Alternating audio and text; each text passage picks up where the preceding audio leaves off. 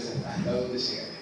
Bueno, en la reunión de hoy primero nos va a hablar acá un amigo, historiador, Javier Garín, con el cual todos los lunes hacemos un programa de historia a las 22 horas por Radio Sónica Plus, así que pasamos el aviso. ¿Cuánto hace este programa, Javier? Y 4 años. 4 años. 4 años, luces y sombras de nuestra historia. Así que, bueno, yo me he reincorporado ahora, porque yo tuve a veces. ¿Qué frecuencia es la radio? Es Radio Sónica más. De internet. Es por internet y después en mi muro o en el de Javier o están siempre subidos los programas.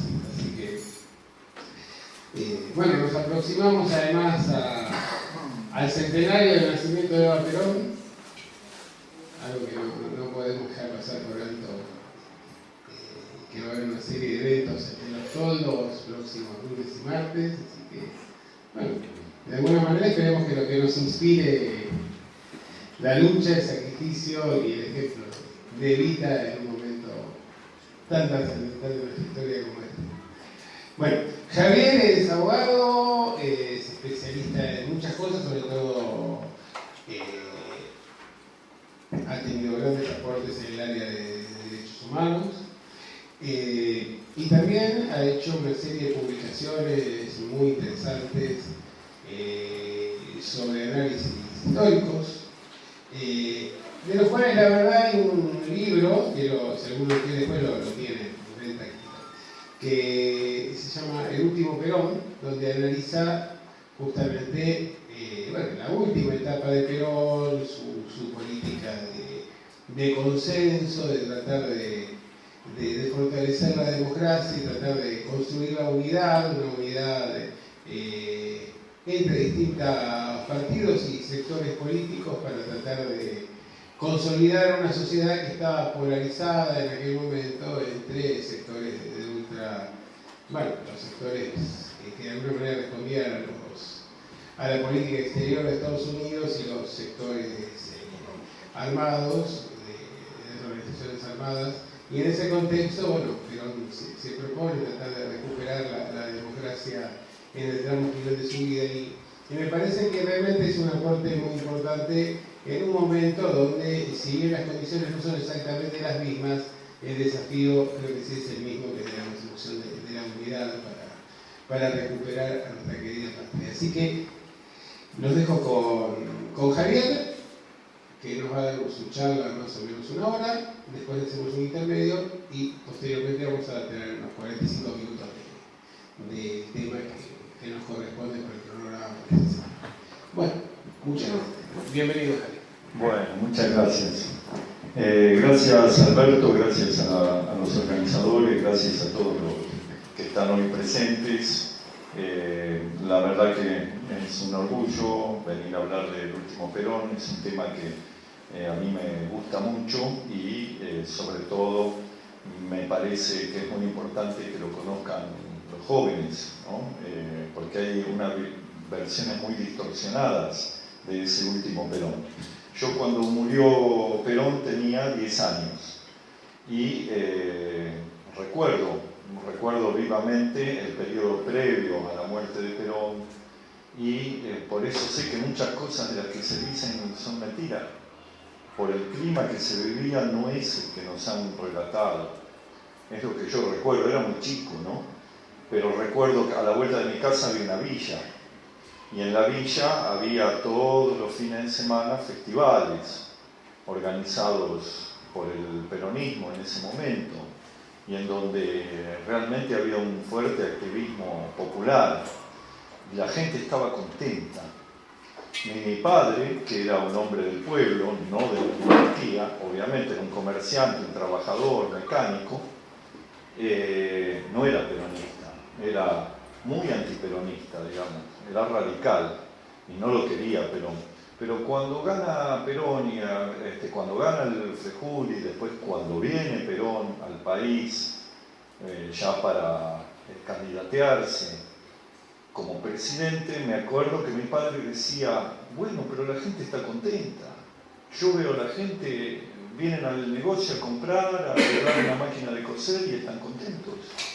Entonces, qué sé yo, me da esperanza. Yo no lo quiero, Perón decía, pero la veo a la gente tan contenta que a lo mejor sea necesario que venga y gobierne y ordene las cosas, porque el país nadie lo puede ordenar.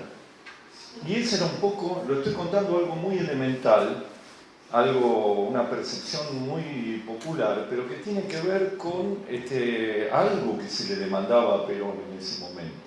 Porque no era solo queremos verlo de nuevo a Perón en el gobierno, nos damos el gusto, la revancha después del 55, no era solo eso. Era la esperanza de que iba a ser un hombre que iba a poder ordenar el país para salir adelante, para que fuera una Argentina potencia, como se decía en el momento, para que se consumara esa unidad nacional de la que Perón hablaba tanto en sus últimos días. Y nos han vendido otra historia. Y parte de lo que motivó que escribiera este libro, permiso, les quiero mostrar.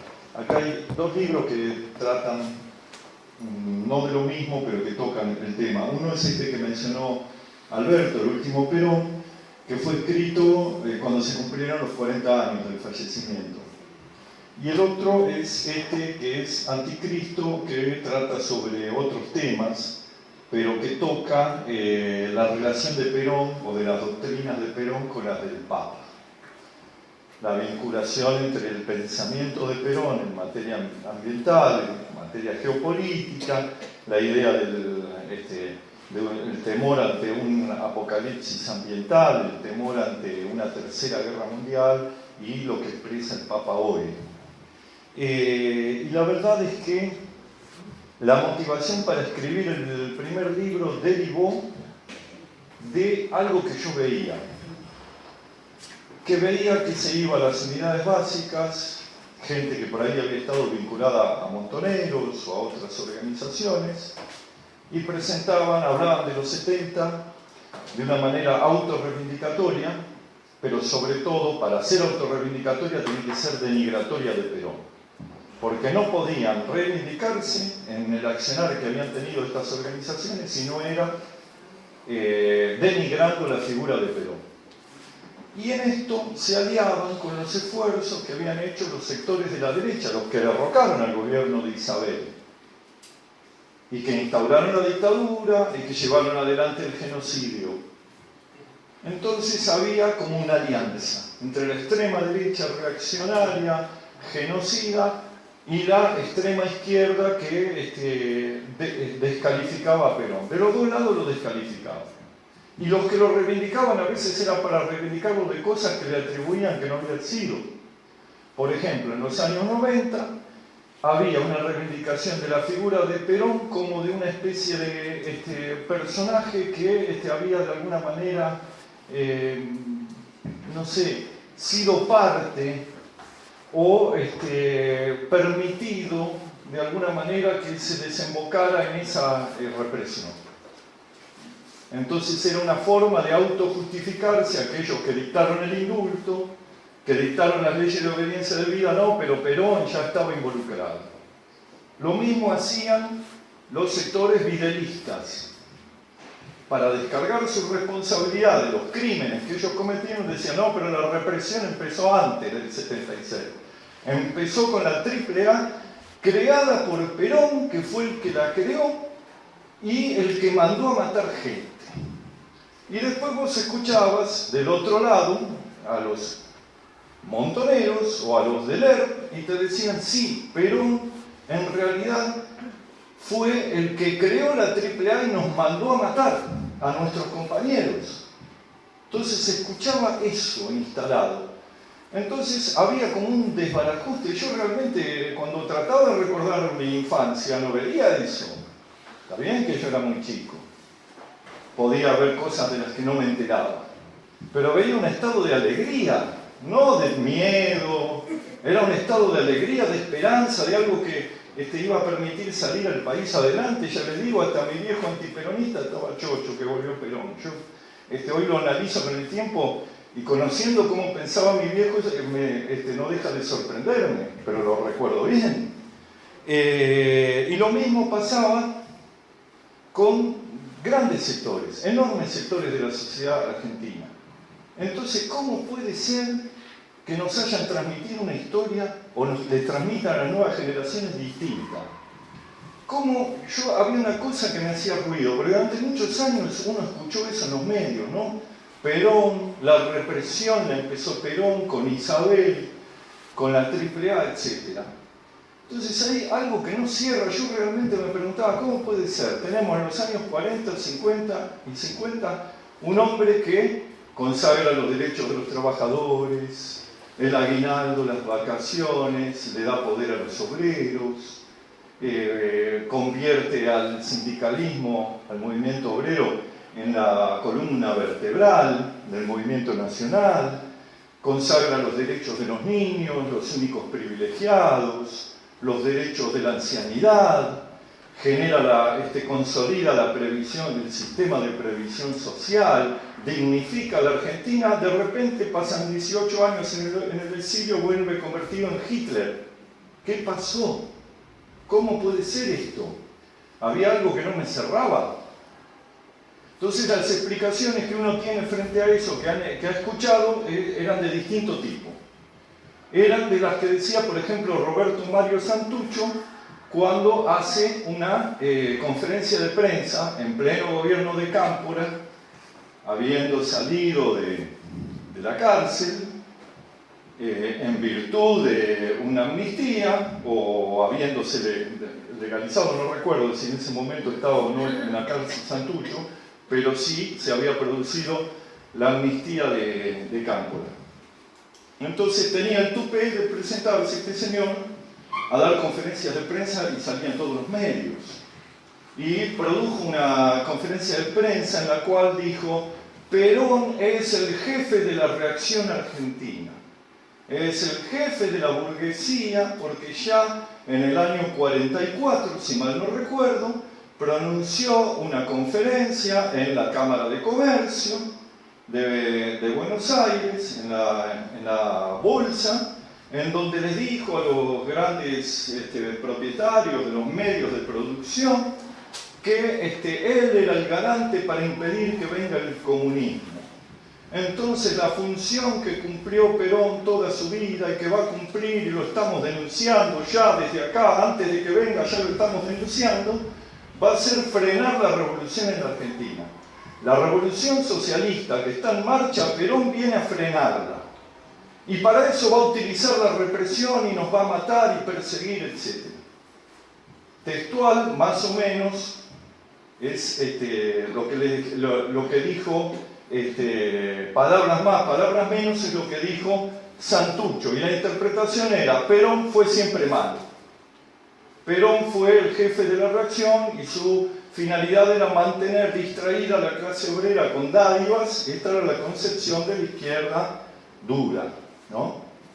La izquierda antiperonista.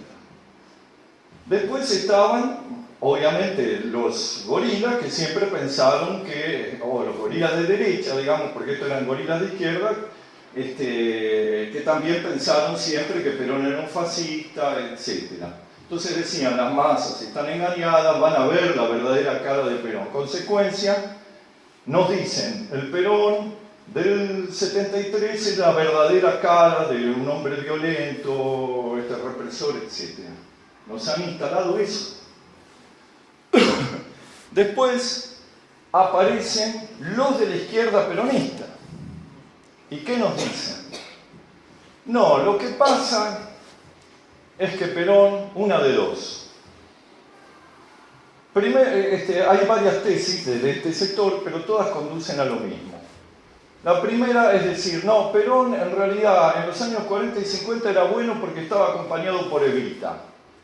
Se murió Evita y perdió el rumbo y no lo recuperó nunca más, por eso lo derrocaron en el 55, se peleó con la iglesia, tuvo todos esos desmanes que concluyeron con su derrocamiento, porque perdió el rumbo que le marcaba Evita. Evita lo conducía a Perón. Esta es la conclusión de esta gente, ¿no? Entonces, bueno, con mayor razón en los años 70 estaba todavía más perdido porque habían pasado más años de que estaba sin Evita y sin conducción. Todos sabemos que cuando uno analiza la historia, más allá de la fundamental importancia que ha tenido Evita, de su carácter, sus virtudes, su nobleza, su sensibilidad, todo lo que le reconocemos a Evita, su coraje, lo cierto es que el conductor político fue Perón, que Evita llegó a donde llegó porque tuvo el espaldarazo y el acompañamiento de un hombre que era su compañero, pero que además era el líder político, que le abrió la oportunidad a una mujer en un mundo de hombres de poder desarrollar por primera vez un liderazgo político. Como después haría Perón también con Isabel. Porque una de las características de Perón es haber tenido una mentalidad muy abierta, haberle dado un lugar a la mujer, a la militante y a sus esposas para poder participar y activar políticamente, las alentó y las guió. Y no hay un solo caso, una sola circunstancia en la cual Evita, aún teniendo diferencias con Perón en algún tema puntual, se le haya puesto en contra. Por el contrario, siempre lo reivindicó. Todos sus discursos eran para ensalzar la figura de Perón, para robustecerla, para darle mayor vigor político. Entonces esa teoría del evitismo contrapuesto a Perón es una mentira. Es una construcción que tiene una finalidad: denigrar al conductor levantando una figura ya fallecida. Algo similar ha pasado, por ejemplo, salvando las distancias, ¿no? En Cuba, cuando te dicen, no, Fidel Castro no, es el Che Guevara. Entonces el Che Guevara, la figura romántica, claro, es romántico porque está muerto. Y el otro vivió más años. Entonces siempre el que está muerto ya no puede cometer errores. El que está vivo a lo mejor comete errores. Entonces esas construcciones románticas o mitológicas, pero también no eran inocentes. Tenían una finalidad que era denigrar la figura de Perón. O lo contraponen, por ejemplo, con otros ideólogos del movimiento nacional, por llamarlo de alguna manera. Entonces es muy común escuchar que te levantan a Arturo Jauretche, Scalabrini Ortiz, John William Cook, y reitero, no es para desmerecer estos ilustres pensadores, escritores, ensayistas, políticos, pero realmente cuando uno analiza a lo largo de la historia las diferencias que tuvieron cada uno de ellos con Perón en algún momento, se da cuenta que quien tenía la razón era Perón. Y lo digo, por ejemplo, en el caso de Scalabrini Ortiz y de Jauretche, que han sido, digamos, como una especie de proto-peronistas, porque algunos de los temas que toma Perón los recoge de la acción de Forja, pero cuando uno ve que después Jauretche se enoja con Perón porque no le consiguió acomodo para unos amigos en la gobernación de La Plata, y Perón, profundamente decepcionado durante muchos años, no quiere volver a hablar con Jauretche. Cuando se entera que Jauretche y Scalabrini Ortiz fueron puntales del gobierno de Frondizi, a pesar de que Perón había bajado línea de tomar distancia después, si bien él lo había apoyado. Entonces empieza a ver que siempre que quisieron jugar en forma independiente del pensamiento de Perón y de la estrategia de Perón, estos personajes, con ser muy importantes y muy valiosos para nuestra historia, se equivocaron. Y el caso más claro fue el de John William Cook. El año pasado, en este programa que hacemos con Alberto, invitamos a Jorge Rulli, uno de los fundadores de la JP, un hombre muy crítico. Bueno, uno puede estar de acuerdo o no, pero lo conoció a Perón, lo conoció a John William Cook, lo conoció a Fidel Castro, y el concepto, digamos, personal que nos dio de Cook es muy bueno, pero desde el punto de vista político muy condenatorio, y coincido en algunas de las cosas que plantea Rulli, si bien a veces puede parecer muy tajante. Pero la cuestión es que John William Cook, cuando uno lee la correspondencia de él con Perón, ve un hombre que dice: usted es mi delegado y tiene que contener a todos.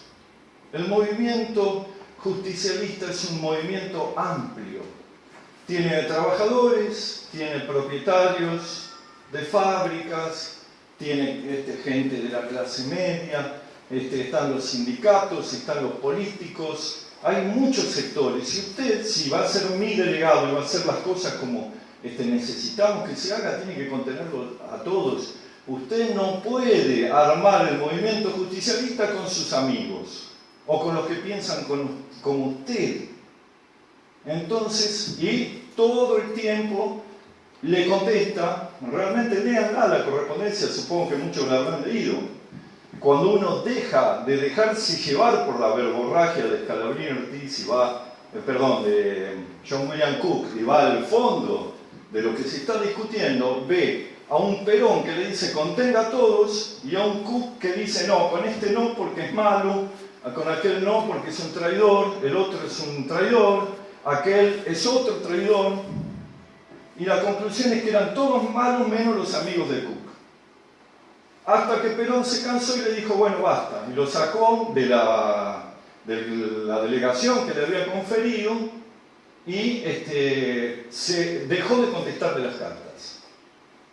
Ustedes van a ver en esa correspondencia que llega a cierto momento que solo escribe Cook. Y Perón no le contesta. Porque ya estaba muy cansado de estar repitiendo siempre lo mismo y que no lo escucharan. Llegó un momento en el cual le piden desde Cuba si lo podía recibir a Cook, porque Cook era uno de los, que motorizaban que Perón se acercara a Fidel Castro para tratar de hermanar la revolución justicialista con la cubana, cosa que Perón quería un hermanamiento pero de lejos, ¿no? Por ejemplo, nunca aceptó la invitación de ir a vivir a La Habana. Él pensaba que si hacía eso quedaba preso de una de las, de los dos polos que él quería evitar, que era el del comunismo y de la influencia de la Unión Soviética. Entonces nunca aceptó esta propuesta de Cook. Entonces le mandan a decir si lo podía recibir a Cook. Y él contestó, si los cubanos quieren hablar conmigo, que me manden a un cubano, no a un argentino. Que debe ser el comentario más descalificatorio que se puede haber hecho sobre John William Cook, que estaba representando a un gobierno extranjero frente a Perón. Bueno, con esto, insisto, no es mi intención bajar del precio a estos luchadores que cumplieron un papel fundamental en distintas etapas del peronismo, pero que cuando se apartaron de las directivas estratégicas del Perón generalmente se equivocaron. Esto es lo que quiero demostrar.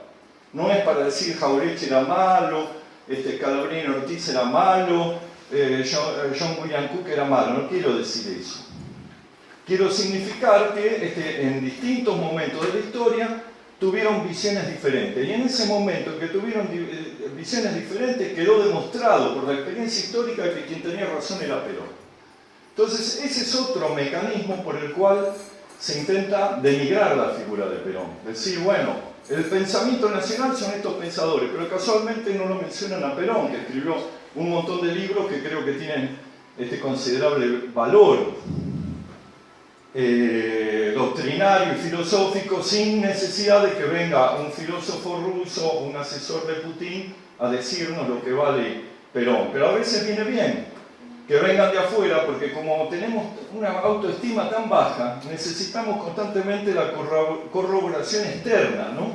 Entonces que haya venido este intelectual, el asesor de Putin, a decir que Perón es un filósofo ontológico, por más que algunos se rían y te pueda resultar gracioso, lo cierto es que es bueno porque para muchos que por ahí tenemos esa naturaleza insegura que tenemos los argentinos, que necesitamos corroboración externa, nos ratifica de que Perón fue un grande de verdad.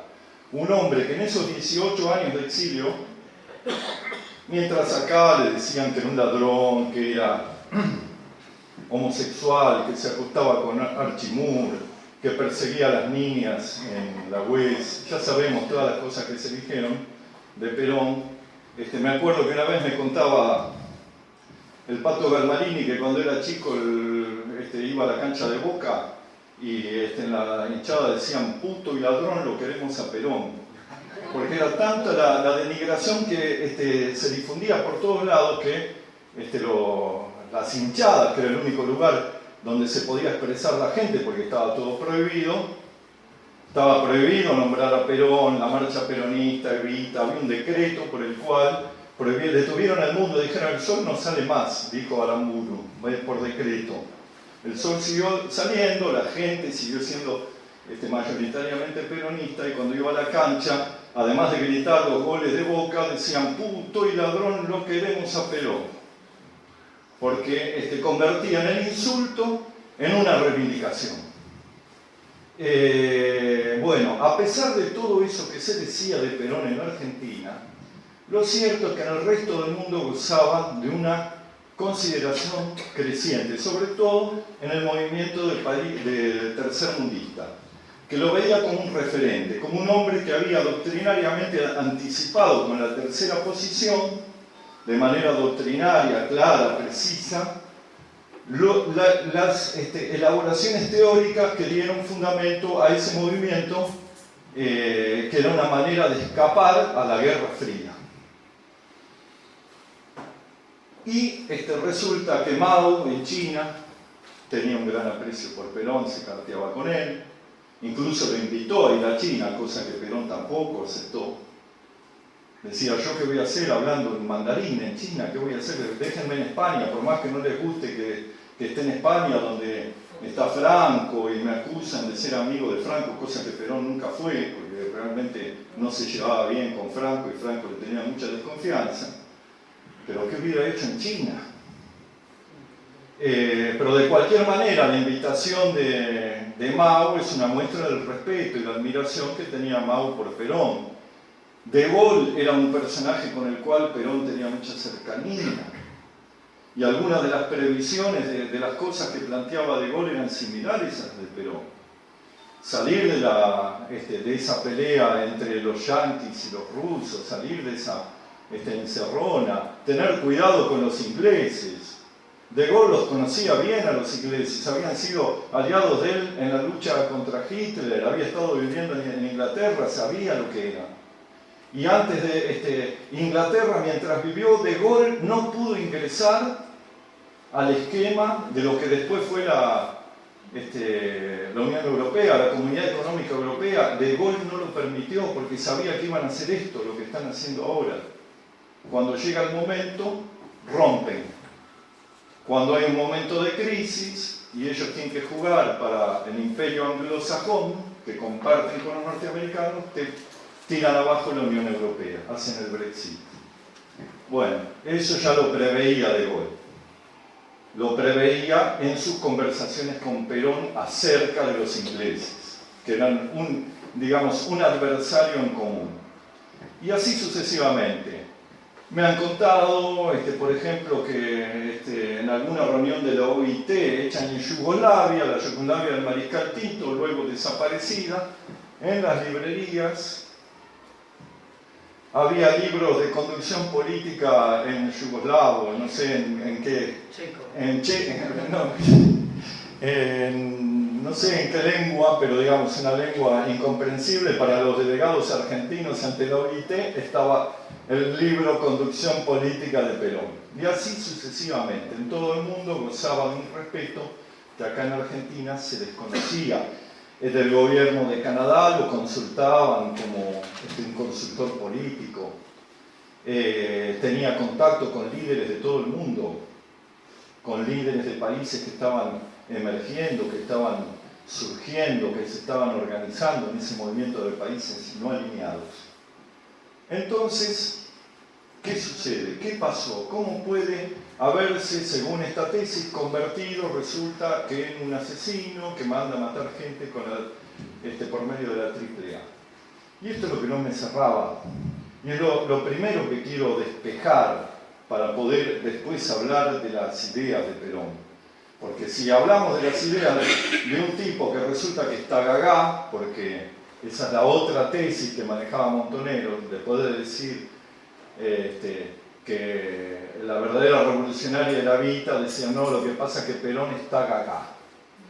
Es un viejo que solo está lúcido las primeras 4 horas del día y después no entiende nada, entonces lo maneja Isabel, lo maneja López Rega, le hacen hacer cualquier cosa y un hombre que es gaga ya es una descalificación intelectual y ya empezar a discutir sobre sus ideas nos pone en una situación complicada. Lo mismo si pensamos que es un inescrupuloso que manda a matar jóvenes. Entonces, quiero dejar en claro esta primera cuestión. Perón no creó la AAA, no la creó. Eso es una falacia, es una mentira, es un invento, dedico una parte de mi libro a explicarla. Esa falacia se construye a partir de, digamos, elementos que son ficticios o que son medias verdades distorsionadas. Se construye a partir de referencias como la que hace Miguel Bonazo en la novela El presidente que no es un libro de historia, es una novela, y que pone en boca de la hija de Videgain que el haberlo escuchado a Perón decir acá tenemos que crear un Somatén, que era una especie de fuerza parapolicial, como había sucedido en la Barcelona de tiempos lejanos. Entonces se agarran cosas como esa, dichos que se le atribuyen a alguien que después sale y los desmiente, se agarran de elementos de cosas que pasaron después de la muerte de Perón. Entonces realmente yo quiero ser claro, yo estoy convencido de que Perón no creó la AAA, que sí tiene una responsabilidad en haberle dado poder a López Rega, tiene una responsabilidad de un López Rega que mostraba una cara que no fue la que mostró después, que eso también hay que comprenderlo. Pero esa responsabilidad de haber organizado una fuerza parapolicial y paramilitar para matar militantes es mentira. Yo quiero ser muy claro con esto, despejarla esta cuestión. ¿Y por qué afirmo esto? Primero, porque el grueso del accionar de la AAA ocurre después de la muerte de Perón. No hay hechos en los cuales podamos indicar a la AAA actuando antes de la muerte de Perón. Es como que después de la muerte de Perón, algunos que se consideraron con las manos libres para hacer lo que hasta ese momento querían, pero no se animaban. Entonces quiero que quede claro esto. Les van a decir, sí, pero había muertos, porque hubo compañeros que mataron, que los tirotearon en la unidad básica, que eran de la Juventud Peronista, otros que eran del ERP, y un montón de situaciones en las cuales hubo gente de militante que murió, pero no eran hechos de la AAA. Y en algunos casos hasta podemos decir que fueron enfrentamientos con sectores de fuerzas de choque de algunos gremios, que es muy distinto a la organización paramilitar y parapolicial para exterminar gente. Es muy distinto. Hasta el propio Firmenich en un reportaje reconoce, dice, bueno, lo que pasa es que en esos momentos los enfrentamientos armados eran muy comunes, es decir, que se daba una situación en la cual parte de la disputa se llevaba adelante con las armas, lo cual es aberrante y nos causa mucho repudio el día de hoy. Y también en esa época era repudiable. Pero comprendamos que eran prácticas de sectores que estaban enfrentados y que creían que esa era la manera de disputar espacios de poder. Entonces, a veces morían algunos, a veces morían otros. Algo absolutamente repudiable. Yo no lo estoy justificando. Lo que estoy diciendo, como abogado de derechos humanos, que eso es muy distinto a tener una organización parapolicial que se dedica a cazar militantes. Entonces, primera cuestión. Segunda cuestión, veamos los atentados que se le atribuye antes de la muerte de Perón a la AAA. Primer atentado que se le atribuye un poco la presentación en sociedad es una bomba que le pusieron al senador al radical Hipólito Solari Yrigoyen. Esto ocurrió en el año 73. Perón la manda a Isabel, acompañada de López Rega, al hospital a interesarse y a presentarle el saludo del presidente y sus deseos de mejora. ¿Qué sentido podía tener para Perón mandar a matar o por meterle una bomba o hacerle meter una bomba a Solari Yrigoyen cuando el radicalismo era aliado? El problema en ese momento que tenía Solari Yrigoyen era con sectores sindicales, porque estaban en discusión legislación que tenía que ver con los sindicatos y las asociaciones profesionales. De ninguna manera Perón podía estar interesado en mandar a hacer un atentado contra Solari Yrigoyen. Segundo hecho, gravísimo, que es el asesinato del padre Mujica. Cuando muere el padre Mujica, todas las sospechas se dirigen contra Montoneros. Es después de muchos años, yo diría casi décadas, que aparece un señor, un testigo, que dice que él reconoció mucho tiempo después como autor de ese hecho a Almirón, que fue un connotado miembro de la AAA, que lo habría abatido con una ametralladora, con una ráfaga. Yo no voy a poner en duda si fue o no Almirón, porque no tenemos por qué defenderlo a Almirón de esa acusación. Puede ser o puede no ser. Es muy probable que haya sido. Pero lo cierto es que claramente no fue Perón quien lo mandó a matar al padre Mujica. Claramente era algo que no le convenía. Claramente, no solo porque tenía una amistad y un aprecio personal por el padre Mujica, sino porque era una de las piezas de la conformación de uno de los instrumentos que Perón había diseñado para vaciar a Montoneros, que es la JP Lealtad.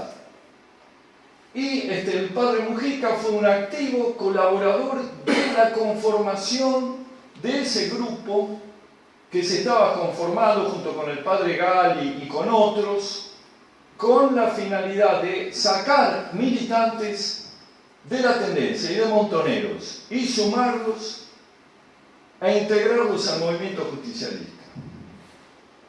¿Se comprende? Entonces, ¿para qué Perón lo va a ir a mandar a matar? Es evidente que fue un accionar de gente que perseguía sus propios fines.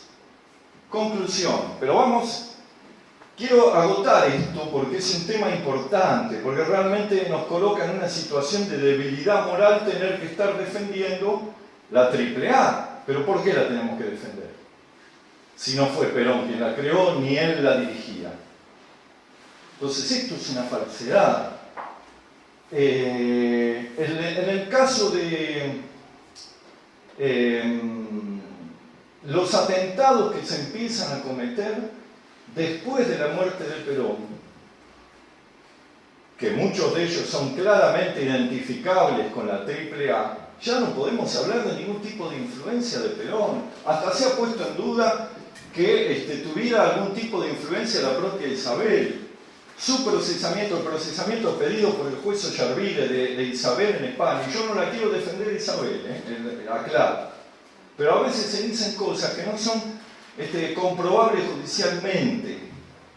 Entonces se afirmó que Isabel participó de reuniones en donde exhibían figuras de activistas de izquierda que estaban en contra del gobierno, y que en esas reuniones decían, bueno, organiza tal cosa, tal otra, y que después la AAA iba y los hacía pelota. Entonces decían, lo mandaba Isabel. La documentación para hacer esa acusación a Isabel se la elevaron a a la justicia española y fue rechazada, porque consideraron que no había la menor prueba de que Isabel diera órdenes para mandar a matar gente tal como la describía Ollarvide en el auto en el que pide la extradición. Entonces, yo insisto, no la estoy defendiendo a Isabel y ni sé tampoco, habría que hacer un análisis especial del grado de responsabilidad que pueda tener Isabel. Política seguro, aunque no la tenga legal. Política la tenía. Pero lo que sí quiero decir es que todo ese accionar ocurre después de la muerte de Perón. Lo otro que quiero señalar, otro testimonio que se expresa para tratar de fundamentar la idea de que Perón montó un aparato represivo contra la izquierda. Es un documento reservado de los gobernadores, documento reservado que se hace público al día siguiente, de que se reúne Perón con los gobernadores, elaboran un documento reservado del Partido Justicialista y al día siguiente ya aparece en la prensa, alguien lo filtró, evidentemente tan reservado no era, o la intención era que se supiera. En ese documento reservado aparece el Tata Joffre, ilustre jefe de la CIDE de Menem, a sostener la tesis de que ahí se daban instrucciones por parte de Perón para perseguir a los activistas de izquierda y exterminarlos. Una vez más lo quieren vincular con la represión ilegal que ellos sí defienden, la que vino después y la que ellos quieren justificar. Los tipos como el Tata Joffre, hablemos claro.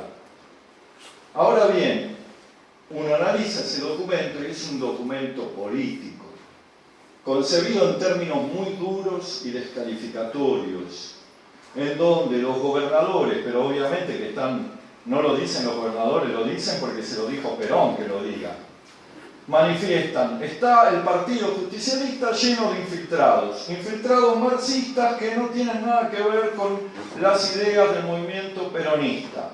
Y ellos quieren llevar adelante un modelo totalitario y nosotros lo vamos a combatir y lo vamos a erradicar del partido. Está concebida en esos términos. Yo les pido, búsquenlo por internet, van a ver que tiene términos muy duros, incluso que uno puede decir que puedan sonar hasta, ¿cómo podríamos decir?, muy fuertemente anticomunistas. Pero nadie puede decir que se habla en ese documento reservado de ir a masacrar gente.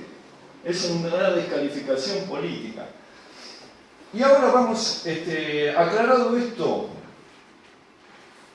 quiero agregar algunos elementos más. Perón pronuncia varios discursos desde que asume la presidencia, en los cuales hace un llamamiento a reprimir dentro de la ley. Reprimir a los sectores subversivos dentro de la ley. Varias veces lo dice. También algunos pueden decir, sí, lo dice, pero en realidad quería hacer otra cosa. No lo sé. Eso, en los hechos no ocurrió eso mientras él vivió. Y para materializar ese proyecto de represión legal, envía un proyecto de ley al Congreso modificando el Código Penal, creando la figura de la asociación ilícita y elevando las penas para los delitos relacionados con el terrorismo. Proyecto que dio lugar a una recordada escena que ustedes también pueden ver por internet porque hay alguna grabación, en la cual Perón se entera que los diputados de la tendencia, de la juventud peronista que respondían a Montonero, no la quieren votar. Entonces los cita y en lugar de ser una reunión privada, es una reunión pública. Se ven sorprendidos cuando llegan porque está lleno de cámaras. Y Perón les dice, bueno, pero a ver, ¿ustedes están con el gobierno o están contra el gobierno? Porque si están con el gobierno tienen que votar esta ley, en donde queremos reprimir a los tipos que ponen bombas, que secuestran y que cometen actos contra un gobierno democrático. o ustedes están con el gobierno o quieren que el gobierno caiga. Díganlo con claridad, pero no digan que son peronistas, váyanse, les dice. Por 10 más, por 10 menos, no nos vamos a hacer problema, voto más, voto menos en el Congreso, no nos interesa. Bueno, conclusión, se fueron para no votar. La tendencia no quiso votar ese proyecto que modificaba el Código Penal para darle más elementos para poder combatir la guerrilla. Y no era porque a Perón se le ocurrió. Seamos claros. En septiembre estaba a escasos semanas de las elecciones, el ERP toma el Regimiento de Sanidad Militar, donde muere un militar, donde hay una acción complicada y violenta contra un gobierno democrático. Ya no era una acción insurgente contra la dictadura de Onganía o de Lanuse, era contra Perón. Era contra los mismos que los habían amnistiado, que los habían sacado de la cárcel unos meses antes. Van y le toman un regimiento. 2 días de Perón ganar con el 62% de los votos, asesinato de Rucci. No fue la AAA, señores, no lo fue. Fue Montoneros, sabemos muy bien que fue Montoneros. Todo el mundo lo sabe, yo he militado con Montoneros desde hace 20 años, por lo bajo te lo dicen, sí fuimos nosotros, pero no lo dicen públicamente. Pero bueno, hay un montón de testimonios que hoy avalan y nos permiten decir, porque incluso están en la causa judicial, que ha pedido la familia de Rucci insistentemente que se lo considerara un delito de lesa humanidad, porque si no estaría prescripto. Hay testimonios de propia gente que ha participado en la organización Montoneros que lo reconoce. Yo he hablado para escribir este libro y he hablado en distintas oportunidades con militantes que me han contado. Un militante que era responsable de la regional de Rosario, de la Juventud Peronista, que después se fue con la JP Lealtad después de que pasó esto. Me ha contado que viene el señor Vaca Narvaja. Hoy anda por ahí todavía pavoneándose. Este señor Vaca Narvaja se presenta porque ellos habían emitido un comunicado culpando a la CIA. En la regional de Rosario decía, esta acción de la CIA, de los grupos del imperialismo que mataron a Rucci, que no era santo de nuestra devoción, pero lo hacen para desestabilizar al gobierno, bla, bla, bla. Viene Vaca Narvaja y le dice, ¿quién les dijo que publiquen eso? Y no, porque lo mataron, nosotros no nos parece que... No, y si fuimos nosotros. Eso me lo contó un señor que está radicado actualmente en Jujuy y que fue miembro o responsable de la JP regional Rosario. Entonces, y a eso podés sumar muchísimos testimonios. 2 días de haberse cristalizado la esperanza del pueblo argentino, que era verlo a Perón de nuevo presidente, le matan a su mano derecha, a Rucci, al hombre en el cual confiaba ciegamente Perón, que casi lo consideraba un hijo. Decía que para él Rucci era su hijo.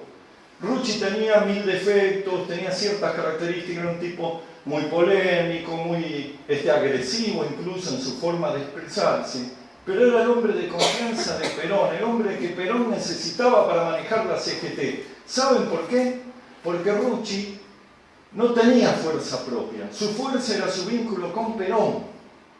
Había otros grandes dirigentes sindicales que tenían su estructura, tenían su armado, tenían su propia, cierta independencia, cierta autonomía. Y Perón necesitaba en la CGT un hombre que fuera al 100% de confianza de él. Y que cuando él le dijera, mirá, no rompa la bola con pedir aumentos salariales todavía, que lo cumpliera. ¿Se entiende? Entonces, a ese hombre es al que mataron. No lo mataron por Rucci, lo mataron porque era tocarle la oreja a Perón. Era negociar con un cadáver sobre la mesa. Incluso un referente de Montoneros en algún momento lo planteó así. Y Galimberti se reunió con un personaje de la inteligencia del gobierno para que le hiciera saber a Perón que había sido Montoneros quienes lo habían matado. Y Perón se abstuvo de decirlo. No lo dijo públicamente. Sí, vos querías... Sí, porque Firmenich ha dicho que lo mataron porque lo responsabilizaron de la masacre de Ezeiza. Bueno, entonces Firmenich, yo no conozco esa declaración, pero que reconoció que lo habían matado a Rusia. Sí, Firmenich lo ha dicho, pero lo ha planteado con ese fundamento. Ahora, supongamos que fuera así. Yo creo que hay otra cuestión acá. Pero supongamos que fuera así. ¿Era el momento oportuno? Había que consumar esa venganza en ese momento, cuando el Perón todavía ni había asumido, cuando el pueblo argentino acababa de expresarse prácticamente en un plebiscito, o esto era para debilitar la fortaleza de Perón. Entonces, obviamente, Perón, cuando le hacen eso, llama a los gobernadores, saca ese documento reservado, estaba hecho una furia, pero no mandó a matar gente. A ver, mandó, este mismo compañero que me contó esto de la reunión en Rosario, me refirió que tuvieron una reunión con Perón no sé si no creo que en Olivo, no recuerdo dónde situaba esta reunión, pero sí fue una reunión de algunos referentes que se estaban armando alrededor del cura Gali y de otros personajes para formar la JP Lealtad. Y que en algún momento alguno medio exaltado le dijo a Perón, bueno, pero si usted quiere, nosotros sabemos dónde se esconde Firmenich, dónde se esconde fulanito, menganito, vamos y lo hacemos pelota. Y Perón le dijo, no, pero eso no es lo que yo quiero. No quiero que vayan y los maten y sigamos matando gente. No es así. Yo lo que quiero es que le vaciemos políticamente esta organización. Vaciémosla, saquémosle la gente, dejémoslo solo. Eso es lo que quiero. Vayan y hablen a los compañeros y díganle que se vayan. Eso es lo que quiero. No quiero que vayan a matarlo a Firmenich o a quien sea. Esto me lo refiero. No sé si miente, no sé si es un inverso que hizo este compañero, pero creo que las acciones que va tomando Perón para vaciar Montoneros son muy claras. Es decir, van en esa línea. Son la descalificación política, son decirle, bueno, si no están con el gobierno, están en contra. Quitarles la referencia de Perón. Un compañero que estuvo en Montoneros la otra vez me contaba lo siguiente. Me decía, nosotros, antes del regreso de Perón, nos agarrábamos a tiros con la cana, nos perseguía el ejército, nos metíamos en una villa, todas las puertas se abrían y nos decían, vengan compañeros, métanse acá, escóndanse, nos metían abajo de la cama para que no nos agarren los milicos. Volvió Perón y cuando teníamos algún quilombo íbamos a golpear las puertas y nos decían, váyanse traidores, váyanse de acá, ustedes están en contra de Perón. ¿Me explico? Pero esto no es lo que les cuentan a los pibes. Esta misma gente grande va a las unidades básicas y te cuenta otra cosa, que Perón los traicionó, que los cagó, que los usó, que los mandó a luchar contra la NUNCE, contra Onganía, y que después cuando consiguió el poder los cagó y no los quiso más y los mandó a matar. No fue así, es todo mentira. Adelante, compañero. No, en referencia a eso, creo que el decreto decía algo de aniquilar la subversión, ¿no? Claro, pero eso es posterior. Eso es un decreto que firma Luder, que firman varios referentes del peronismo en el año, creo que el 75, del cual se agarran los militares que derrocaron ese gobierno, por lo tanto, poco pueden decir que estaban cumpliendo las órdenes de Luder. Dejémonos de joder, si lo acaban de derrocar y estaba en cana el tipo. Lo tengo preso, pero cumplo su orden, de que me mandó a aniquilar. Lo que decía Cafiero igual decía que era aniquilar en todo caso la subversión, no a los subversivos. Claro, y aniquilar lo explicó muchas veces, un término militar que significa destruir el accionar. Pero supongamos que hubieran dicho, sí, háganos pelota. Entonces quieren descargar la responsabilidad de los mismos que ellos derrocaron y que metieron presos. Ah, yo te meto preso, pero voy a matar gente, pero porque te estoy obedeciendo a vos que te tengo en cana. Vamos. Son argumentos ridículos, que no tienen gollete. Pero bueno, ese decreto fue muy posterior. Alguien había, creo que, sí. Un poquito más atrás, en relación a López Rega, el chisme, que a mí me gustó siempre, porque lo salvaba un poco a Perón en ese aspecto, es que la condición para que pudiera venir Perón a la Argentina era tenerlo a López Rega, que era de la CIA. Bueno, eso no es exactamente así, pero algo de razón tiene. Pero no fue una condición, fue una jugada de Perón. Una jugada de Perón. En España había un embajador que era Robert Hill, que era el embajador norteamericano en España, el cual pertenecía a la CIA. Era un tipo que reportaba a la CIA y después fue embajador en Argentina.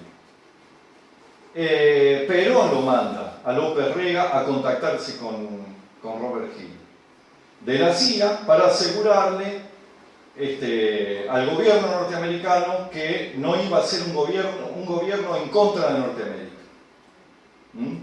Y para establecer buenas relaciones con la CIA, así como tenía buenas relaciones con la KGB.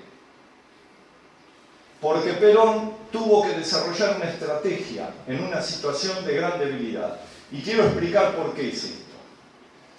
Cuando Perón se va en el 55, antes de irse, hace un gobierno importante, fuerte, etcétera, basado en el apoyo de los sectores del trabajo, en el apoyo, antes de pelearse con la iglesia, lo apoyaba también la iglesia, el ejército. Había una alianza de distintos sectores que se había roto.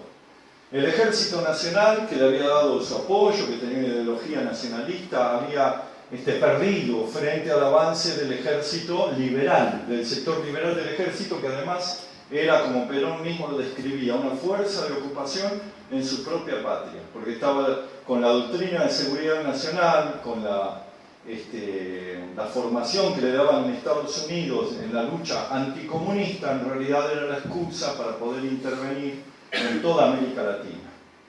Por eso siempre yo sostengo que Cuba le ha sido muy funcional a Norteamérica. Cuba ha sido el motivo, la excusa para implantar dictaduras en todos lados, con el cuco de Fidel Castro y del comunismo. ¿No les llama la atención que tantos años de querer matar a Fidel Castro nunca lo mataron? La CIA, cuando quiere matar a alguien, han matado a Kennedy y no pudieron matar a Fidel Castro. ¿No es raro esto? Yo creo que en el fondo les convenía bastante, ¿no? La idea del comunismo, el cuco de un barbudo que despropia todo, es muy buena para promover dictaduras de derecha afines al imperialismo norteamericano. Con esto no quiero decir que Castro estuviera arreglado con la CIA, sino que hacían como que lo querían matar, pero nunca lo hicieron. La cuestión es que, volviendo al tema de la CIA y de la KGB, había un escenario de Guerra Fría. Perón planteaba la tercera posición, ni con unos ni con otros. Tenemos que buscar distintos mecanismos para tratar de preservar una independencia cada vez más amenazada. Ya no es el gobierno, la coalición de la iglesia, el ejército y la clase trabajadora y algunos sectores medios que me había sostenido en el 46, después en los años 50. Ya no, pensaba Perón. Tenemos otra realidad, tenemos un movimiento obrero que se ha, en alguna medida, se ha fortalecido, pero en otras se ha debilitado, porque ya no me responde enteramente, porque el movimiento obrero Onganía le ha dado algo que Perón nunca le quiso dar, que era el manejo de las obras sociales. Entonces era un movimiento obrero que había desarrollado sus propios intereses. Y ya no tenía la misma dinámica, digamos, revolucionaria que había tenido en aquellos años. tenía un empresariado nacional muy debilitado, porque habían ingresado con el desarrollismo las multinacionales.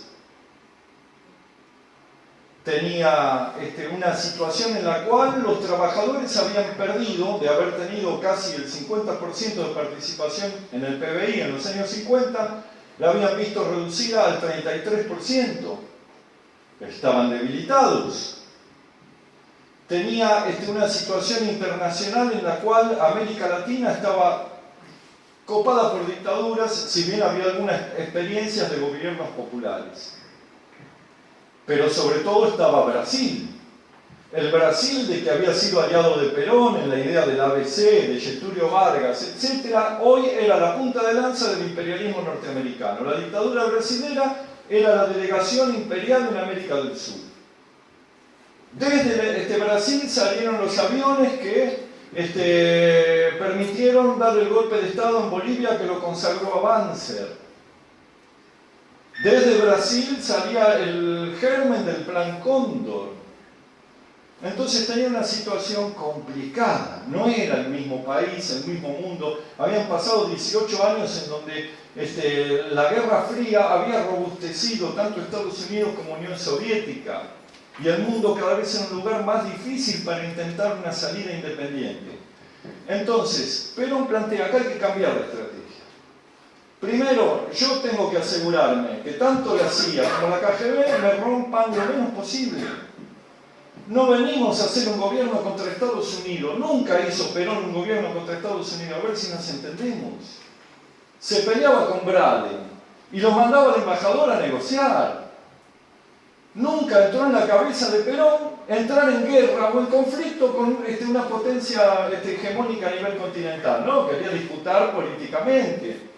Para eso proponía generar la Unión Sudamericana, el ABC, pero no ir a una guerra con Estados Unidos donde nos iban a destruir.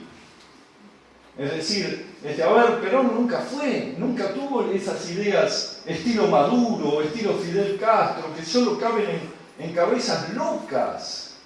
Digamos, el objetivo de un gobierno no es derrotar al imperialismo y humillar a Estados Unidos. El objetivo de un gobierno es que el pueblo viva bien, que coma bien, que los chicos se alimenten, que baje la desnutrición. Todo lo que Maduro no está haciendo. Eso no es una idea peronista, a ver si nos entendemos. Todos estamos en contra de que Estados Unidos intervenga en Venezuela.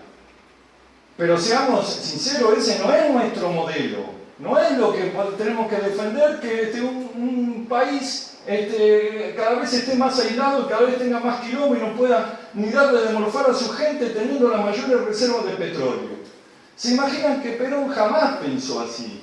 Él decía, el objetivo de un gobierno es la felicidad del pueblo y la grandeza de la patria. Esos son los objetivos. Si el gobierno no puede asegurar eso, que se vaya. Como cuando él no lo pudo garantizar, en el año 55 le decían, vamos a presentar batalla. Sí, vamos a presentar batalla. ¿Y qué logramos? Nos van a bombardear el polo petroquímico en Ensenada, que nos costó tanto, van a hacer mierda las fábricas, vamos a entrar en una guerra civil. Yo no quiero eso para mi país. Una vez estaba con un periodista que me lo contó, un hombre que convivió muchos años con Perón en Madrid, argentino, periodista, que vivía radicado en Madrid. Dice que fueron a ver el monumento a los caídos, el monumento que mandó construir Franco por la guerra civil, esa cruz enorme que está en las afueras de Madrid, que se ve de todos lados, el Valle de los Caídos. Y Perón fue ahí, con monumento que fue construido con el trabajo esclavo de los prisioneros de guerra de Franco. Cuando Perón llega ahí, mira eso y se le llenan los ojos de lágrimas y lo agarra del codo a que lo estaba acompañando y le dice, la política no vale un solo muerto no vale. Bueno, algunos dirán, se mandó la parte, lo decía para justificarse. Yo creo que no, que realmente Perón era un humanista y que pensaba así. que la política es para dignificar la vida, no para llenar todo un país de muertos, en una guerra para ver quién tiene razón y quién se sale con la suya. Entonces eso no es el camino peronista. El camino peronista, el que él trazó, es una estrategia de ver cómo va evitando los daños. ¿Cómo evito que Estados Unidos me impida llegar al gobierno? Y bueno, lo mando a López Rega que hable con los de la CIA y le diga que no vamos a hacer un gobierno en contra de ellos. Voy y hablo con la KGB y les digo, bueno, miren muchachos, yo voy a poner un ministro de Economía que es de ustedes. José Belgerbar, afiliado del Partido Comunista, va a manejar la economía de la Argentina y le vamos a mandar granos y vamos a comerciar con los países socialistas, porque se acabaron las fronteras ideológicas. Entonces no nos rompan, déjennos gobernar y le va a ir bien a ustedes y a nosotros también. Conclusión, exportándole a Polonia, a los países socialistas, a la Europa del Este, Argentina aumentó en 1.000 millones, en ese momento era mucha guita, ahora podrá parecer nada, de la noche a la mañana tuvo 1.000 millones más de exportaciones. ¿Se entiende? Entonces, la política de Perón era amistad y paz con todos los pueblos, no era estar en guerra con los yanquis o con quien sea. Sí, no permitir que nos pisoteen, pero no es una cuestión de voluntad. Perón decía, no es con voluntad, no es con buena voluntad que vamos a impedir que los yanquis nos pasen por arriba. ¿Saben cómo lo vamos a hacer? Con la unidad, con unidad latinoamericana nos organizamos. Argentina, Brasil y Chile nos juntamos. Armamos un núcleo y después vamos sumando a los otros. Y así vamos a impedir que los yanquis nos aplasten. Pero si queremos ir a chocar contra ellos, nos mandan 2 submarinos, un portaaviones y me hicieron pelota. ¿Se entiende? Entonces, todo lo que escribía con el seudónimo de Descartes en el diario Democracia, en los años 51 a 53 aproximadamente, Perón, sobre geopolítica tenía que ver con esto, con explicar cómo armar la unidad latinoamericana. Primera estrategia, que después, en los años 70 retoma. Me estoy extendiendo demasiado, voy a tratar de abreviar. Promueve la unión con, habla con Fidel Castro, habla con Luis Echeverría, que era el presidente de México, habla con Velasco Alvarado en Perú, habla con Salvador Allende, tipos que algunos eran nacionalistas, otros eran comunistas, pero tenían un interés común, y era que Estados Unidos no los pisotee. Entonces va generando, su idea era generar un consenso para tratar de armar una mayor y más eficiente unidad continental. Tenía un problema, el problema era Estados Unidos, Brasil, ya no lo tenía de aliado, ahora era un enemigo estratégico, un adversario de esta estrategia, ¿no? Porque respondía a Estados Unidos y querían quebrar esta estrategia. Y de hecho lo logran. En ese año de 1973, que Perón llega a la presidencia, ocurre el golpe de Estado, el ejército, hay un autogolpe en Uruguay y el presidente termina siendo una especie de rehén o socio del ejército. Banzer lo meten en Bolivia. Velasco Alvarado no logra consolidarse. Salvador Allende muere asesinado, o se suicida, o lo matan en el golpe de Estado de Allende. Cuando pocos días antes de que ocurra el golpe de Estado, creo que una semana antes, hay una reunión de Perón con con representantes de la juventud. Y en esa reunión Perón les anticipa lo que va a pasar. Y les dice, muchachos, yo sé que ustedes quieren la revolución, pero no es el momento, no la podemos hacer. No podemos hacerla como ustedes quieren, hay que hacerla de otra manera, no es ahora y ya. Yo prefiero el tiempo a la sangre. Invirtamos más tiempo y menos sangre. Les pido por favor no hablen más de insurrección armada, porque acá nos van a destruir, va a venir un golpe de Estado y a ustedes, yo ya voy a estar muerto, pero todos ustedes los van a hacer pelota. Entonces tenemos que trabajar con inteligencia, no provocar el golpe de Estado. ¿Saben lo que va a pasar? Les dijo. Dentro de unos días lo van a derrocar a Allende. Dicho y hecho.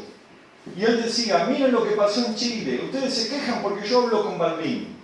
Se quejan porque hablo con los radicales. Dicen, no, los radicales son gorilas, nos metieron una bomba en el 55, muchachos.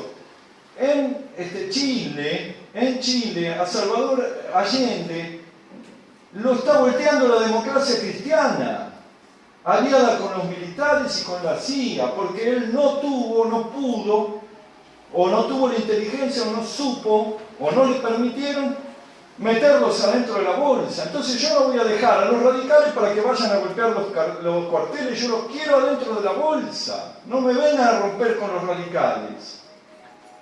Y lo mismo le decía respecto de las armas. Terminen con la prédica de la insurrección armada, porque eso es lo único que logra, que el ejército se me pone de culo, que Estados Unidos se me pone de culo, y no vamos a llegar al gobierno, no vamos a poder gobernar. Termina la reunión. Están los medios de prensa, sale Firmenich, le preguntan, ¿y usted qué opina de esta reunión con el general Perón? Sí, muy bueno, pero nosotros sostenemos que la revolución sale, la verdad sale de la boca de los fusiles. Díganme ustedes si un tipo que hace eso está jugando o no para el enemigo. Después de que le explicaron toda la gravedad del problema, sale y dice eso. Como unos días antes, en un acto que motivó que lo echaran a la mierda, Galimberti también había hablado de formar milicias populares. Es decir, no entendían. El propio Fidel Castro le decía, muchachos, ustedes están armando una revolución contra un gobierno democrático, no es el momento, pará la mano, le decía a Santucho, que era su protegido.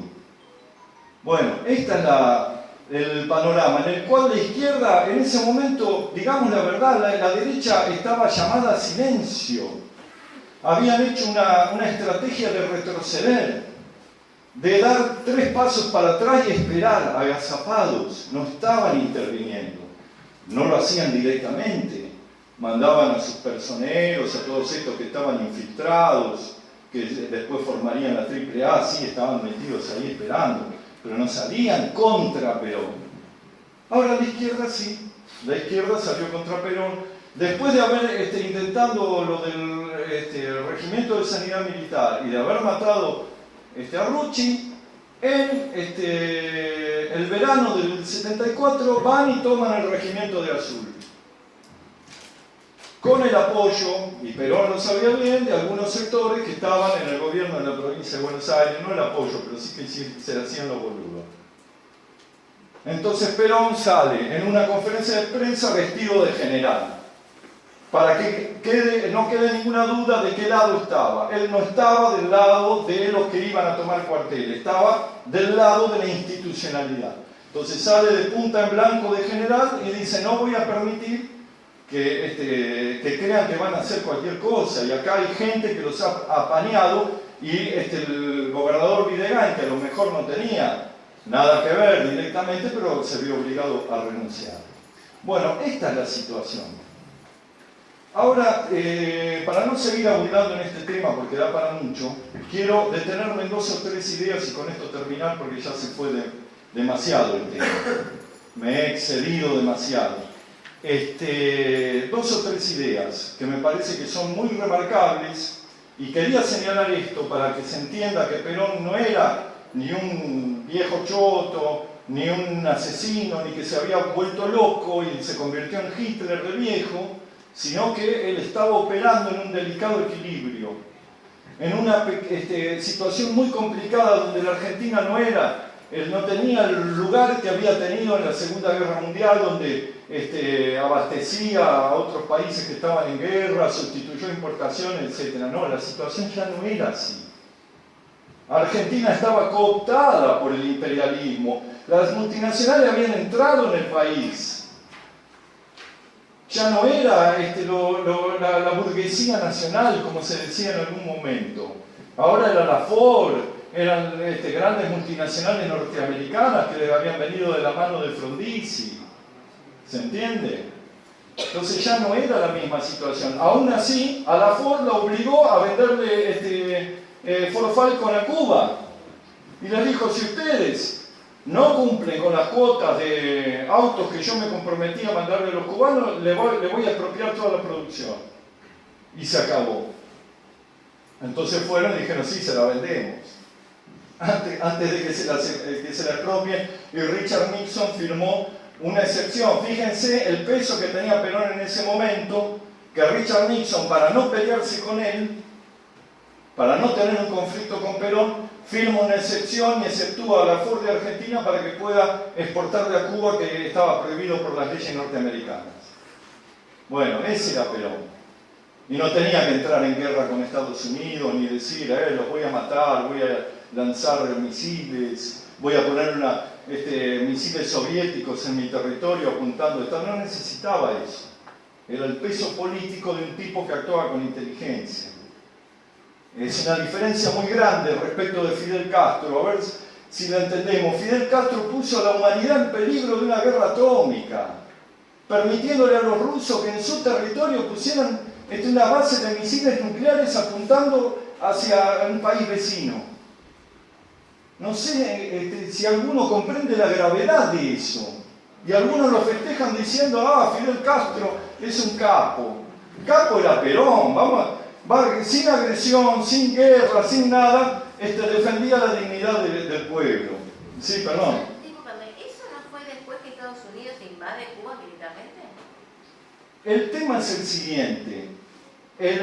Fidel Castro autoriza, mejor dicho, fue una iniciativa de Nikita Khrushchev, poner misiles en la isla de Cuba para obligar a Estados Unidos a retirarlos de otro lado. Entonces, Cuba se convirtió en una herramienta de una presión y una extorsión de la Unión Soviética, que casi termina con una guerra nuclear, como todos sabemos que a último momento Kennedy y Khrushchev la pudieron evitar. Cuando retiran los misiles, Fidel Castro sale a gritar diciendo, ¿por qué se llevan los misiles? Nos dejan desprotegidos, no vale, que esto le armaron todo. Él y el Che Guevara armaron un despelote bárbaro. Bueno, quiero decir, ese no es el camino. A ver, una cosa es pelearse con Bradley y otra es instalar ojivas nucleares extranjeras en tu territorio. Y eso no es ni heroico, ni nacionalista, ni nada. Es una potencia extranjera que está usando tu territorio para agredir a otro Estado o para extorsionarlo o lo que sea. Entonces, te crean el mito de que eso es épico y heroico. No, no lo es. Lo épico y heroico es defender un país con políticas de paz y amistad, como hizo Perón siempre. Y defenderlo bien, porque la verdad que lo defendía bien los intereses argentinos, sin tener que amenazar ni llegar a ninguna guerra. La cuestión, casi recupera las Malvinas, pero y no necesitaba ir a invadir como hizo Galtieri, en un acto de fuerza en donde nos convertimos nosotros, que teníamos derecho histórico a esas islas, nos convertimos ante la comunidad internacional en acto de agresión, porque fuimos y las invadimos y cometimos una agresión nosotros, siendo nosotros las víctimas. Perón la quería recuperar mediante la política de la doble bandera y casi lo consigue, porque en ese momento el gobierno británico casi estuvo dispuesto a hacerlo. Eso es un estadista, no Galtieri, a ver, no Fidel Castro. Sí, perdón. No, estoy así nada. Bueno, les quería resumir porque Alberto tiene que hablar de otros temas y estoy abusando del tiempo. Algunas ideas que yo quisiera que son aplicables para el día de hoy. Una es la de la unidad nacional. Perón en su primer gobierno tuvo una política muy divisiva. Esto es verdad. Esto es verdad. Porque así como es cierto que venían los gorilas, te metían una bomba en un subte y te mataban a militantes que eran gente del pueblo, cometiendo actos de terrorismo para debilitarlo a Perón, también es cierto que Perón no era un tipo contemplativo en sus primeros gobiernos, que les metía leña a algunos opositores, a Balbín cada vez que hablaba lo iban a correr y a meter en cana. No era un tipo que le temblara la mano ni que fuera muy contemplativo, eso es verdad. También es cierto que la actitud que tuvieron los opositores fue muy mala, muy agresiva, injustificadamente. Pero a veces los gobiernos tienen que ser más vivos, ¿no? No quiero decir que Perón no lo fuera, sino que a veces se dejaban llevar por la provocación que le tendían los otros. Esa división, esa situación divisiva, que por supuesto había más de un 60% que lo apoyaba, y habría un 30 y pico que no lo apoyaba y lo odiaba. Pero Perón se dio cuenta que esa estrategia no servía, ya no servía. No servía tener a un porcentaje importante de la población de la vereda de enfrente. No quería que le pase lo de Salvador Allende, que la democracia cristiana apoyaba el golpe de Estado. Por eso lleva adelante una política que es de acordar con todos los partidos que no eran del régimen. Entonces acuerda con el MID, con Frondizi, desde que Frondizi lo traicionó o tomó otro camino, obviamente que no quería saber nada, pero va y arregla. Con Balbín, que se habían dicho de todo y hecho de todo a lo largo de sus respectivas trayectorias políticas, va y se abraza. Y algunos decían, ¿cómo puede ser? Se olvidó que nos mataron gente. Y al lado de los radicales lo mismo, ¿cómo? Se abraza con el tirano prófugo, vuelto al país, qué sé yo. Pero bueno, ya eran dos tipos grandes que estaban a la vuelta de todo y que se daban cuenta que para poder sacar el país adelante tenían que terminarla con esa historia, con lo que había sucedido en el pasado. Y ese es el sentido del famoso abrazo de Perón y Balbín. Seguramente los dos tenían culpas, tal vez Balbín las tuviera más, qué sé yo. Pero no era cuestión de ver quién tiene la razón, sino de ver cómo hacemos para sacar el país adelante. Entonces, Perón con absoluta grandeza, y también Balbín, porque algo hay que reconocerle, los convoca a todos, también con inteligencia, no es solo porque era bueno. Porque en alguna de esas conversaciones, cuando venían los sectarios y le decían, vos, ¿cómo vas a hacer esto? Pero él decía, yo, si no los contengo, se van con el anuncio, se van con los milicos. Yo los quiero de este lado. Vamos a ponerlos a todos de este lado. Esa fue la estrategia de unidad nacional. Un gobierno de unidad nacional. Una idea que todavía necesitamos para los tiempos que estamos viviendo. Cuando se llega al fondo y toda la división no sirvió, vamos a tratar de superarlo y de buscar una unidad. Esto es lo que planteaba en ese momento Perón. Primera cosa que sigue, que yo creo que sigue vigente, que sigue importante. Un país no puede salir adelante dividido, peleándose a muerte, como está pasando en Venezuela. Imagínense, en lugar de poner toda esa energía en querer hacerse mierda unos a los otros, la pusieran en sacar a Venezuela adelante. No, se están haciendo mierda entre ellos, ya lo dice la Biblia. Una casa dividida contra sí misma no puede prevalecer. Y Perón decía eso. La unidad nacional. Olvidemos, superemos los errores. Sí, con los milicos no queremos saber nada. Con esos no. Con la NUNCE y el régimen no. Pero a los otros vamos a meterlo adentro. ¿Con los traidores también? Y a veces hay que comerse los traidores. ¿Sabe qué le decía Perón a John William Cook? Le decía, usted júntese con ese. No, con ese no porque es un traidor. Y Perón se agarraba la cabeza en Madrid, bueno, se caputeaba y después le contestaba con educación, porque seguramente se volvería loco al ver esa necedad, ¿no? Agarraba y le decía, mire, bebe, yo estoy acá en Madrid, estoy exiliado, me sacaron todo, me humillaron, me putearon, me echaron del gobierno, todos los días viene gente que me traicionó, me cagó, y yo sé que me cagaron y me traicionaron, y quisiera agarrar y sacarlos a patadas en el culo. ¿Y sabe qué tengo que hacer? Tengo que abrazarlos y darles un beso. Porque si yo quiero ser el conductor, tengo que estar dispuesto a sacrificar mi amor propio. Si yo no puedo sacrificar mi amor propio y mi orgullo vale más, entonces me tengo que ir, no tengo que dedicarme a la política. Y se lo dijo 1000 veces al Bebe Cook y no lo entendió. Y Perón decía eso, lo dijo hasta el final. Las veces que todos los días me tengo que comer un sapo, no que un sapo, 10 sapos me tengo que comer. Y me los tengo que comer porque si no me voy a jugar al ajedrez, me voy a cultivar hortalizas en Puerta de Hierro y no me dedico a la política. Entonces los traidores no importa, acá lo que importa es el objetivo estratégico. Eso es lo que planteaba Perón. Otra cuestión, ideas geopolíticas.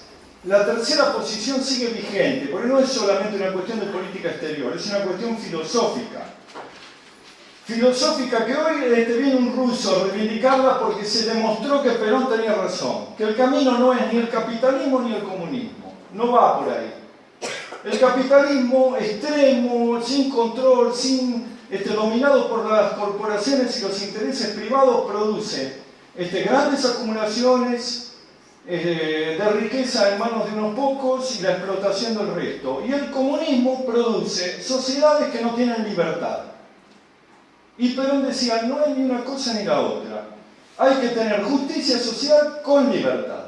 Y esto es lo que propone la tercera posición. Una tercera posición que es política, que es económica, que es filosófica y que es de política internacional, que consiste en materia internacional en no alinearse con ninguno de los imperios. En esa época era ni con Estados Unidos ni con Rusia. Tratar de hacer un equilibrio difícil, pero hay que tratar de hacerlo. Hoy sería ni con Estados Unidos, ni con Rusia, ni con China, ni con ninguno de los que nos pueden devorar. Tener comercio y relaciones y amistad con todos, pero no subordinarnos, no depender de alguien que es más poderoso y que te pueda hacer pelota cuando le convenga. Entonces, a nivel internacional, para lograr esa independencia hay que unificar el continente. Perón fue uno de los más consecuentes sostenedores de la política latinoamericanista. No desde un punto de vista romántico, como lo hacía José Martí, hablando del origen común, de la lengua, de la religión, no, sino en una cuestión basada en los intereses. A nosotros nos tenemos que asociar porque si no van a venir y nos van a quitar los recursos naturales, y nos van a hacer pelota, nos van a dominar. Y aliarse con los países del tercer mundo, de Asia, África, que no están ni con los soviéticos ni con los rusos. Este era un poco el planteo que hacía Perón geopolítico. Después sostenía otra cosa. La humanidad avanza desde unidades más chicas a unidades más grandes. Empieza con la familia, la tribu, después asociación de tribus, después una ciudad-estado, después confederaciones de ciudades-estado que se convierten en nación, y después de los estados nacionales viene el momento de las unidades continentales. Y él ponía como ejemplo lo que se estaba elaborando en Europa. Y él decía, nosotros tenemos que avanzar hacia eso. Y después decía, llega el momento del universalismo. Esa es la etapa final de la humanidad, donde todos estamos interconectados. Hay una conexión total. Eso va a ocurrir indefectiblemente. El nacionalismo, decía Perón, es cosa del pasado. Todavía lo vivimos, pero tiene fecha de vencimiento. Va a llegar un momento en el cual toda la humanidad va a estar unificada. Y nos guste o no nos guste, va a ser así. El tema es quién la hace, esa unidad, ese universalismo. O lo hacen los pueblos o lo hacen los imperios. Porque según quién la lleve adelante, va a ser en su beneficio. Si lo hacen los imperios, van a universalizar, nos van a globalizar y nos van a imponer ellos las normas. Prevámoslo, organicémonos los pueblos y tratemos de que ese universalismo lo hagamos nosotros, o por lo menos lo condicionemos. Lamentablemente no le dieron bola y la globalización se hizo desde los grandes centros del poder, pero digamos, la realidad es esa, eso no quiere decir que no se pueda modificar. con la lucha de los mismos pueblos. Entonces, en eso fue visionario. Y el otro que fue visionario, y ahora sí voy a terminar, pero me parece muy importante, es en el tema ecológico. Yo al hablar de estas cosas me ha pasado muchas veces que compañeros que han estado en esa época decían, si yo estuve cuando Perón dio un discurso de 3 horas, una charla en la CGT. Entonces yo quiero que me digan si un viejo choto, alguien que está gaga, puede hablar 3 horas seguidas en la CGT, como hizo Perón, o como hizo en el Congreso Nacional, donde habló no sé cuántas horas antes de ser electo presidente, frente a todos los partidos políticos, y discursos que son maravillosos, que todavía al día de hoy uno los lee y ve que son maravillosos, y todos improvisados. Entonces eso no lo hace un viejo que está gaga, ¿se entiende? Entonces, en ese discurso me decía una compañera ya fallecida, dice, yo fui ahí y Perón dice, bueno, les voy a hablar de algo que ustedes no están acostumbrados, porque vienen acá, quieren oír hablar de la revolución y de a ver cómo derrotamos al imperialismo, y está todo muy bien, pero yo les voy a hablar de otra cosa. Les voy a hablar de la ecología. Y se puso a hablar, dice, nosotros queríamos ir a escuchar hablar de los fierros, de los fusiles, de los que hablaba Firmenich, y Perón nos hablaba de los ríos, de los pajaritos, de la atmósfera, de que si se calentaba el planeta se iba a pudrir todo, de que los mares no iban a aguantar que siguiéramos tirando porquerías, de que la civilización del automóvil está haciendo que las ciudades sean algo que no es para la gente.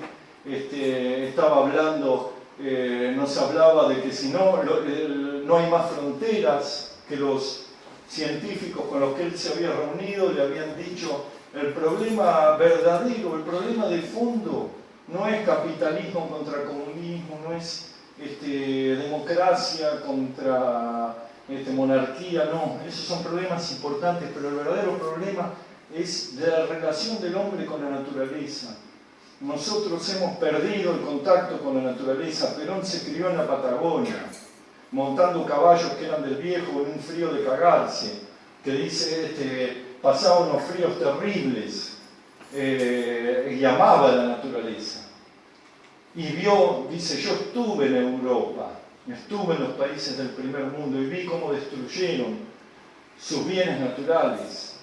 Y yo les quiero decir a los argentinos que no hagamos eso, no imitemos falsos modelos de desarrollo, porque vamos a destruir todo y después nos vamos a quedar sin nada. Tenemos que cuidar la naturaleza, tenemos que tener una relación cósmica, como tienen nuestros antepasados los indios. Una relación, fíjense de las cosas que hablaban, en ese momento se les cagaban de risa. Claro, claro. Lo manda un discurso a la reunión de los países no alineados en Argel, y te les manda a decir, como decía nuestro profeta Mahoma, miren qué vivo que era Perón. Nuestro profeta Mahoma decía, citó no sé qué frase del Corán que hablaba de la relación, de cuidar a la naturaleza.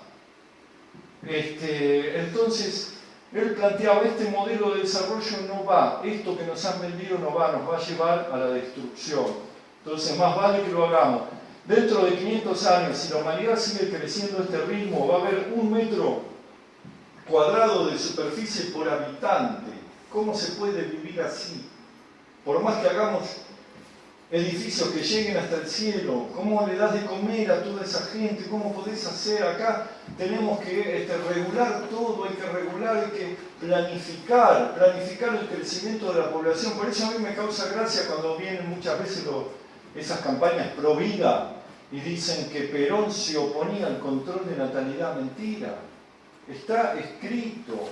Lo escribió él en la Carta Ambiental a los gobiernos y pueblos del mundo, dice, hay que regular la natalidad. Esto no quiere decir que en Argentina tenemos que regular la natalidad, porque nosotros somos un país despoblado, pero tenemos que prever que no puede seguir creciendo el número de habitantes del planeta en forma indefinida.